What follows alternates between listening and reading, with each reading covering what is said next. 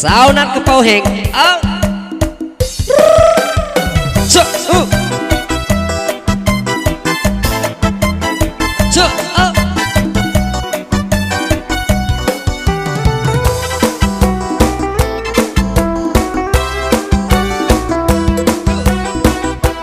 จกทุ่งส่งทุกเสือทุ่งใดกระเป๋าโอ้ยจังแม่นเฮาสวยเอาเทเอาหัวเฮ็ดจังไดน้อผู้สาวเขานัดไปหาน้องบอกสิทาให้อ้ายมาเด้อแลรถจักรคันเก่าสิเอาไปส่งก่อนคำเลี้ยวบึงเข็มน้ำมันกะตกขีดแดงสิฮอดบ่น้อฮอดเทือนสาวบ่หึงแลงน้องลาคำแพงสิให้อ้ายเฮ็ดจังใดกระเป๋ากะแหงแลงสาวนั้นไปเที่ยวบอกอ้ายคำเดียวว่าบ่ไปบ่ได้คันบ่ไปหาเจ้าว่าไปนำผู้ใหม่แบบนี้บ่ได้ตายเพิ่งตายแล้วเฮา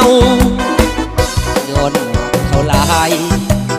ยอมเฮ็ดได้ทุกอย่างเครื่องของต่างๆสิเอาไปจำนำเขาถ้าอายหล่นเด้อมือแลงพอกันสองเฮาสิไปหาเจ้าไปเที่ยวกันให้สมใจ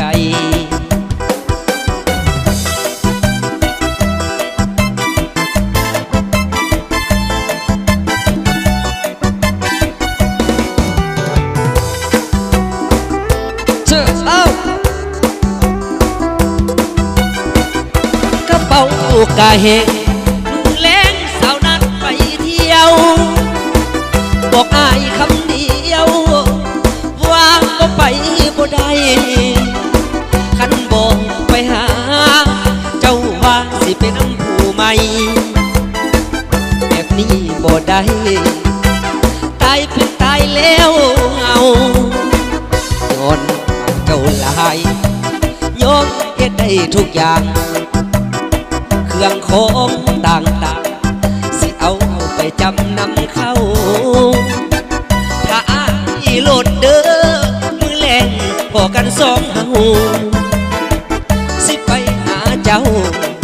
ไปเที่ยวกันให้สมใจ